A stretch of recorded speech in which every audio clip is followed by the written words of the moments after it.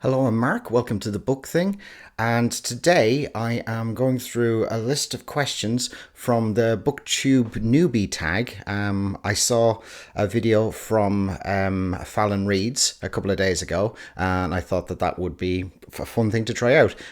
If you are watching this, you should definitely check out her video as well, because she's way more engaging to listen to than I am. So let's give it a go. Let's see what they're like. I haven't prepared the answers for these, so doing these off the cuff. Why did you start this channel? Okay, I started with one of the hard ones. So a couple of years ago, I started rereading Stephen King's Dark Tower series, and I wanted to read a lot of the extended ones that went with it. And I found a video on YouTube by a creator called Jimmy Mango, and he did this really great list order of how to read the Stephen King Dark Tower books and all of the extended stories that went with it. I'll post a link to his video in the description as well. As I was coming to the end of that, I was re-watching the video to just check what the next book I was going to read was, and I came across another video from a creator called Paperback Journeys, and he was actually documenting his entire read-through of the Dark Tower series. And I've been following him ever since, and that was one of the gateways for me to fall down the rabbit hole that is BookTube. So this year, I decided I was going to reread the entire Discworld series by Terry Pratchett, and I thought, hey, wouldn't it be fun to document that in the same way? So that's why I started. That's why I'm here. Question 2. What are some unique things that you can bring to the BookTube community? I think I will bring the exact same thing that everybody else does. And that's a unique perspective. Anytime I'm looking for a recommendation of a book, I just try and find someone who has got similar tastes to me, see what they have found is good, and then read that. So if it turns out that I have got similar tastes to anyone who ends up watching this, then maybe they might find a book that they're interested in. Or not. We shall see. Question 3. What are you most excited for about this channel? Just getting the chance to do this. Trying out talking to a camera, which is weird, and hopefully connecting with some people who have got some similar tastes to me. I think that's going to be fun. Question 4. Why do you love reading? I love stories. That's why I mostly read fiction rather than non-fiction, but I just love stories. Whether it's TV, movies, video games, comics, whatever it is, I love stories. And books are stories in kind of its most distilled form. Question 5. What is your favourite book? I would probably have to go with Catch-22 by Joseph Heller. If you haven't read it, it is absolutely fantastic. It is a great comment on the absurdity of war. It is sad, it is funny, it is kind of terrifying. Absolutely recommend it to anyone. What's my least favourite book? Again, that's a tough one. I tend to do an awful lot of self-selecting, so if I don't like a particular type of book, I probably won't read it. And if I do read a book to the end, even if it wasn't my favourite, if I had problems with it, generally it means I've been engaged to some degree. So it's very, very rare that I read a book that I really don't like. That being said, there are 3 that kind of spring to mind. 2 of them because I was forced to read them in school, and one of them because it was the end of a series that I was reading. So the first one, not a very popular opinion, but I was forced to read Emma by Jane Austen when I was in secondary school, and I kind of hated it. that might be that book was just hitting me at the wrong time. But what it managed to do was give me a lifelong aversion to Jane Austen, and I haven't read a single Jane Austen since. And quite frankly, every time I see in the list of books to read before you die or 100 greatest books, as soon as I see like Sense and Sensibility or Pride and Prejudice, I'm like, nope, skip. The second one's going to be really obscure unless you're Irish, and that is Peg by Peg Sayers. Just to give you a bit of context, when they were trying to preserve the Irish language in the early part of the 20th century, because it had quite frankly been largely wiped out, they went to parts of the country where Irish was still the spoken language. And they got older people to recount their lives and write it down in the Irish language. And quite frankly, it was dull and miserable and painful to read. Now, two things which didn't help. First of all, I have no aptitude for learning other languages. So because I was terrible at reading in Irish, it was a massive, massive struggle to me. And secondly, it was the sort of thing that was kind of in the Irish educational system pushed down our throats. Preserving the Irish language is a great thing and should be done, but it should be done for the enthusiasts and not forced on every single youngster who is going through the Irish educational system. So I was coming to the end of the educational system and I had to read Peg by Peg Sayers. And quite frankly, there was a little bit of a tendency in that movement of preserving the language to assume that just because it was written in Irish, it meant it was a great work of literature, which I would argue is not true. Peg was the one that I had to read and the one that I really, really struggled with. That being said, I don't regret reading it because it and other works like it was what was parodied by The Poor Mouth on Bail Booked by Flann O'Brien, which is a fantastic book, but you need that frame of reference of all of those miserable old stories from the west of Ireland to get the context of how funny Flann O'Brien was. And the third one that springs to mind is probably going to be Hannibal by Thomas Harris. When I was a teenager, I was a massive fan of the film and the book The Silence of the Lambs, and I read Red Dragon, and I enjoyed Manhunter, Michael Mann's film version of Red Dragon, but I loved Silence of the Lambs. And when Hannibal came out, the follow-up to Silence of the Lambs, I was absolutely buzzing. I really, really wanted to read it, and I read it all the way to the end. And minor spoiler for the book Hannibal, but quite frankly, it's pre-spoiled. It's spoiled before you get anywhere near it. But at the end, the characters of Hannibal Lecter and Clarice Starling go off and live together as lovers in South America. And I just remember getting to the end of it, picking up the book and throwing it at the wall as hard as I could, because I just thought, how could an author who comes up with characters really not know his own characters? So I hated it. So I would say that's probably my pick for my least favourite book. How do you feel about cliffhangers? I'm fine with cliffhangers as long as I get a resolution to the cliffhanger.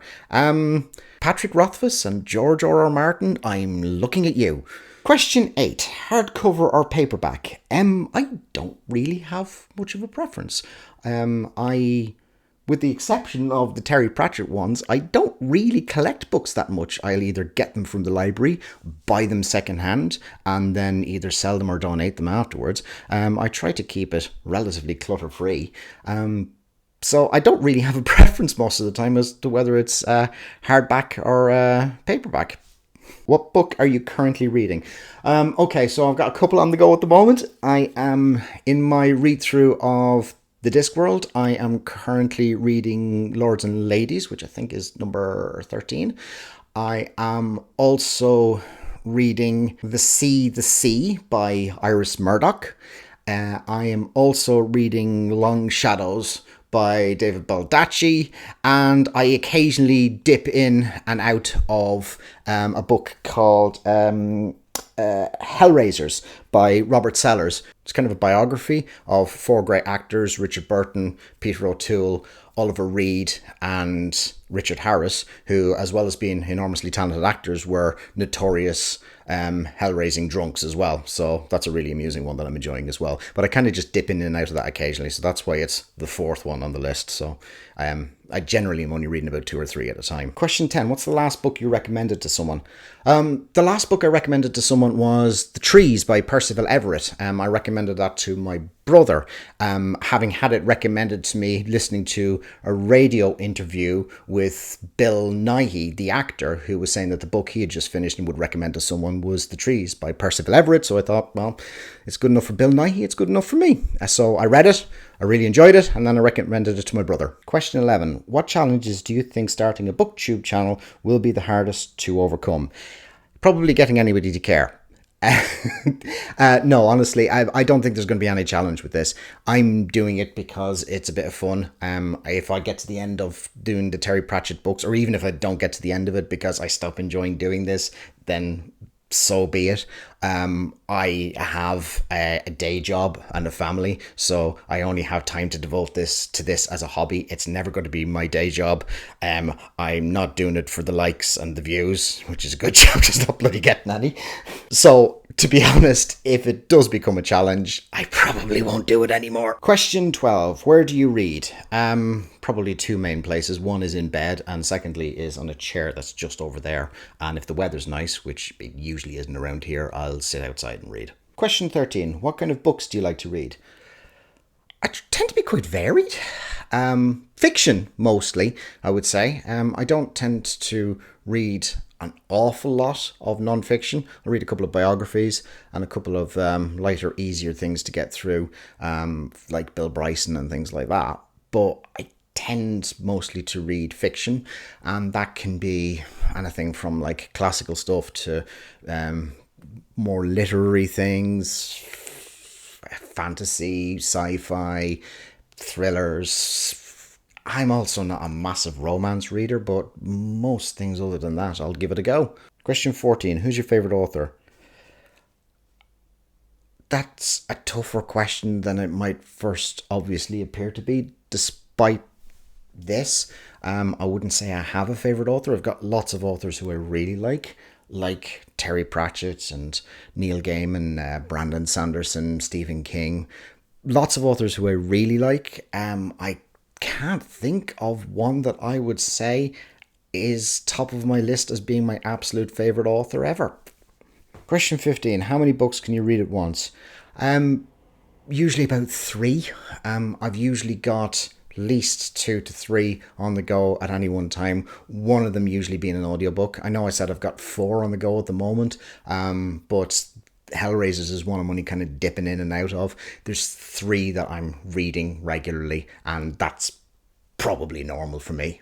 Question 16. Classic versus modern books. I like them both.